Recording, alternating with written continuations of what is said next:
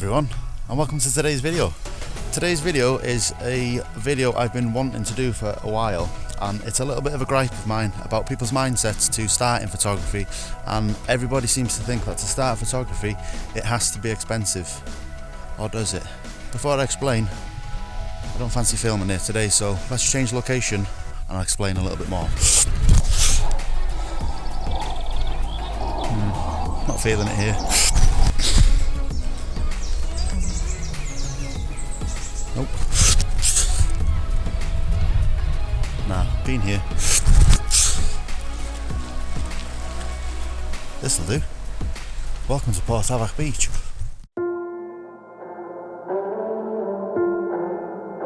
It doesn't even make sense why I think about you. It was only one night, only that time, and it's not my style to be caught up in the middle like this. 'Cause now I dream about you. I was probably too drunk, it's blurry, but I've got the image of you running circles in my mind right now.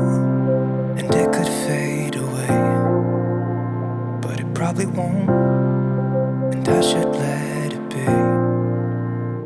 But I'm gonna dive into you, and maybe I'll drown, but what can I do? And it would be alright to let me down. Rather we try than let these feelings slide. So I'm gonna dive into you. Welcome back, guys. So yeah, going back to that last point that I made about this stigma of photography needing to be expensive, that isn't necessarily the case. So today's video is actually going to be about whether or not you guys can tell a high-end professional camera versus a less than £300 smartphone. So let me explain a little bit more of that. Better take you with me.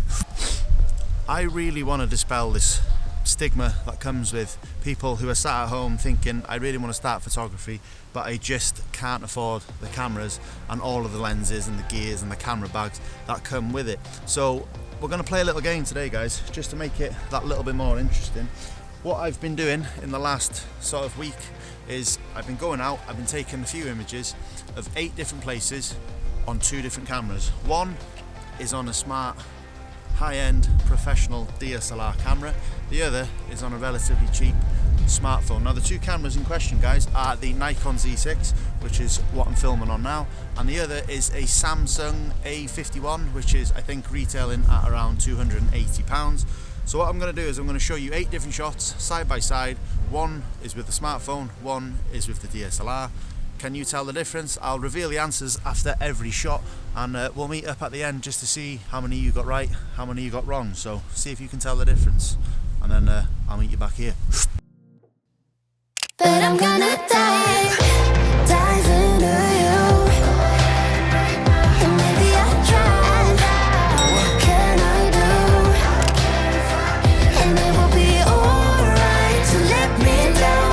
Rather we try than let these feelings slide.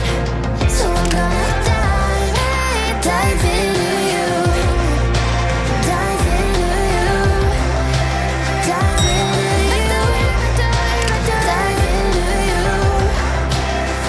And it will be alright to let me down. Rather we try than let these feelings slide. So I'm gonna dive into you. It doesn't even make sense why I think about you. It was only one night, only that time, and it's not my style to be caught up in the middle like this. 'Cause now I dream about you. I was probably too drunk, it's blurry, but I've got the image of you running circles in my mind right now. And it could fade away, but it probably won't, and I should let it be. I'll be honest, How many did you get right? And how many did you get wrong? Let me know in that comment section below.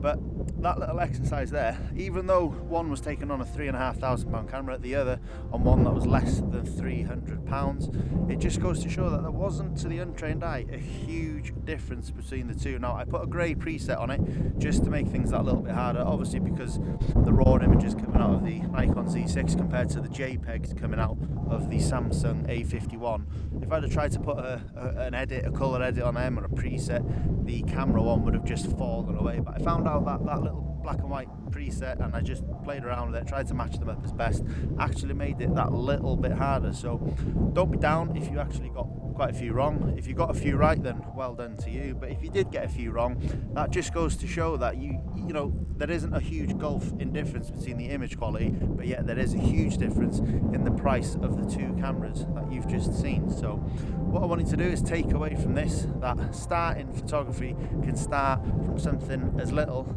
as the phone you have sat in your pocket now. So take away from this what you want, guys, but I want you to take away that photography and starting photography doesn't necessarily have to be so expensive. But as you progress, as you get better as a photographer, you will obviously spend that bit more money on lenses and camera bodies and so on. So just starting out, anybody watching this that's thinking of starting, I hope I've inspired you a little bit, and I hope that you'll pick up your phones and you'll get out there and you'll start shooting. And as I always say, guys, it's all about just getting out and snapping the shutter button and just having fun with it. So I've had fun making this video. I was a little bit shocked at how good the actual images coming out of the smartphone was, which was a bit of an eye-opener to me compared to having to lug around such expensive equipment all of the time, whereas most of the time I can take just as good images with the phone that sits in my pocket without having to carry everything else with me. So hope you enjoyed it.